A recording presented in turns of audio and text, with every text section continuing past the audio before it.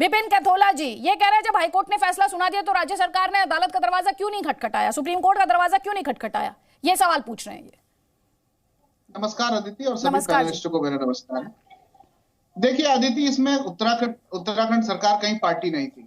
ये जो विवाद है ये रेलवे का और वहां के जो लोग हैं जिन्होंने अतिक्रमण किया हुआ है ये उसके बीच का विवाद है, और इन दोनों के बीच का विवाद को लेकर के हाईकोर्ट ने निर्णय दिया था। हाईकोर्ट ने जो निर्णय सुनाया है, हाईकोर्ट ने प्रशासन से वहां पर डिमांड की, हाईकोर्ट ने निर्णय सुनाया तो रेलवे ने डिमांड की प्रशासन से कि हमको हमारी जमीन पे जो अतिक्रमण हुआ है जिस पर हम जीते हैं, ये एक पब्लिक लिटिगेशन था।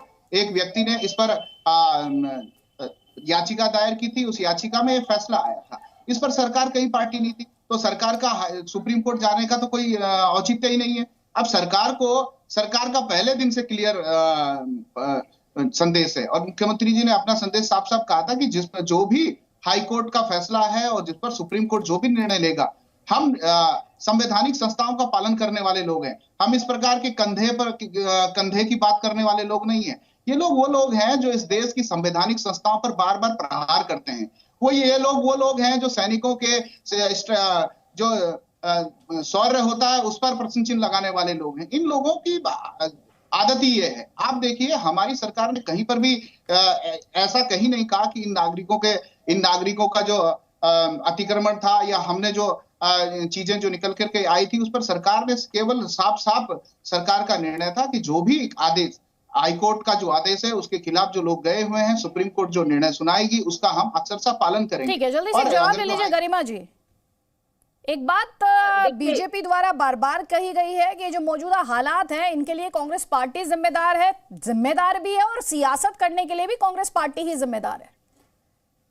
बहुत ही दुर्भाग्यपूर्ण है यदि भाजपा का ये वक्तव्य है, क्योंकि 2000 अगर मैं बात करूं 1991 से बंशीधर भगत भाजपा के विधायक हल्द्वानी के हैं। 1996 से नगर निगम का जो बोर्ड है वो भाजपा के कब्जे में है, आज भी भाजपा के कब्जे में है नगर निगम हल्द्वानी का बोर्ड। 96 से madam, point to be noted, और 91 से बंशीधर भगत हारे नहीं है चुनाव। तो ऐसे में एक ठीकरा एक ऐसी महिला पे जिसका देहांत हो चुका है, जो स्वर्गवासी हो चुकी है और जो अपना पक्ष रखने के लिए यहाँ नहीं आ सकती, बार बार स्वर्गीय इंदिरा हृदय जी के ऊपर ठीकरा फोड़ा जा रहा है भाजपा के द्वारा। दुर्भाग्यपूर्ण है यहाँ के मुख्यमंत्री पुष्कर सिंह धामी का बयान, जो ये कहते हैं कि हमारा कोई लेना देना नहीं है, ये जो मैटर है ये रेलवे और इनके बीच में है, कोर्ट के बीच में है, और हमको जो आदेश मिलेगा हम नियमों का पालन। ये मुखिया के शब्द हो सकते हैं क्या? पुष्कर सिंह धामी जी बताएं कि संवेदनशीलता नाम की भी एक चीज होती है। मानवीय दृष्टिकोण शब्द इस्तेमाल किया है सर्वोच्च न्यायालय ने, वो मानवीय दृष्टिकोण आपको धामी जी के बयान में नहीं दिखाई पड़ेगा, और ये जो भाजपा के प्रवक्ता कैंथोला जी यहाँ बैठे हैं उनके बयान में भी नहीं दिखाई पड़ेगा। वो कह रहे हैं हम है ही नहीं पार्टी, हमारा कोई लेना देना ही नहीं, उत्तराखंड राज्य भी हमारा नहीं और ये हमारे राज्यवासी भी नहीं। एक मुखिया के कम से कम इतना कलेजा होना चाहिए कि वो अपने वहां पीड़ितों का या कष्ट में लोगों के आंसू पोंछ सके। प्लान बी बताएं पुष्कर सिंह धामी कि अगर पक्ष में नहीं आया होता सुप्रीम कोर्ट का निर्णय, तो आप जो बातें कर रही हैं इसके बाद आपकी सरकार ले रही प्लान बी क्या था? और ये जो अवैध कब्जा है तो अंग्रेजों के जमाने से है ना मैम। अब ऐसा तो कोई पैमाना आया नहीं है, तराजू है नहीं कि कितना योगदान इसमें बीजेपी का और कितना योगदान आपका है। मैंने तो आपको सिलसिलेवार गिना दिया। नहीं, तो उसके बाद आपकी भी सरकारें रही ना मैम, उसके बाद आपकी भी सरकारें रही, आपकी सरकारें भी तो रही।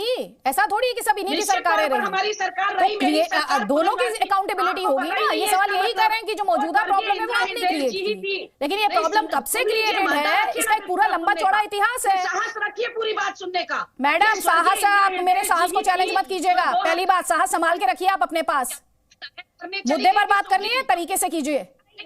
सुन रही है मैंने आपकी बात, काफी देर सुनी है आपकी बात सुनी है मैंने। आप सुनने का साहस रखिए और काउंटर क्वेश्चन के लिए तैयार रहिए। आपसे सवाल पूछना, सुन लीजिए ध्यान से, आपसे सवाल पूछना कोई गुस्ताखी नहीं है। यहाँ प्रवक्ता कम बोल रहे हैं, एंकर महोदया ज्यादा बोल रही है। मेरा काम है सवाल पूछना, आपको बुरा लग रहा है तो आप बैठ जाइए, आप जा सकती है। तो हमें बोलने दीजिए। सवाल पूछना मेरा काम है मैडम, सवाल पूछना मेरा काम है। आपने शायद सुना नहीं, आपको वही सेलेक्टिव हियरिंग की प्रॉब्लम है। रही है तुमने। नहीं नहीं, सेलेक्टिव हियरिंग की प्रॉब्लम है। सुनिए, मैं निजी हमलों के लिए डिबेट नहीं करती मैडम। ये मंच जो है निजी हमलों के लिए नहीं, निजी हमले संभाल के रखिए। अब अपनी बारी का इंतजार कीजिएगा, निजी हमले संभालिए। मैं नहीं दर्शकों का वक्त जाया करती। मेरी अकाउंटेबिलिटी पार्टी के लिए नहीं होती है, मेरी अकाउंटेबिलिटी व्यूअर के लिए होती है। उसके लिए लड़ती हूँ मैं और उसी के लिए सवाल पूछती हूँ। अफसोस पॉलिटिकल पार्टीज ऐसा नहीं करती हैं, इसीलिए आपको एंकर की आवाज ज्यादा सुनाई देती है। कोई बात नहीं। जुनैद हारिस, शोर हंगामा नहीं चाहिए मुझे। Thank you.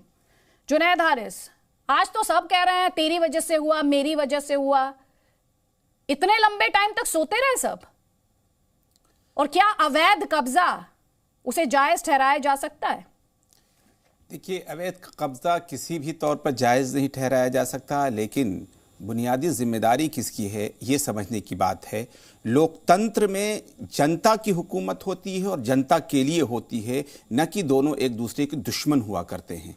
जिस वक्त एक घर बन रहा होता है, प्रशासन को उस वक्त भी मालूम होता है, जब वहाँ पर हॉस्पिटल बन रहे होते हैं तब भी मालूम होता है, जब वहाँ पर रजिस्ट्री होती है तब भी मालूम होता है। असल जिम्मेदारी आवाम को तकलीफ देना नहीं, असल जिम्मेदारी जिनके दौर में ये सब कुछ होता है उनके ऊपर जाती है। मैं बड़े खुले लफ्ज़ों में इस बात को मैं कह रहा हूँ, लेकिन बात यहीं की नहीं है। हम हमेशा अक्सर देखते हैं कि सड़कों के ऊपर एक छोटी सी मूर्ति रखी जाती है, फिर छोटा सा उसके ऊपर फिर घर बनाया जाता है, बड़ा सा मंदिर बन जाता है। ये मैं जहाँ रहता हूँ ये वहाँ पर ऐसा हुआ भी।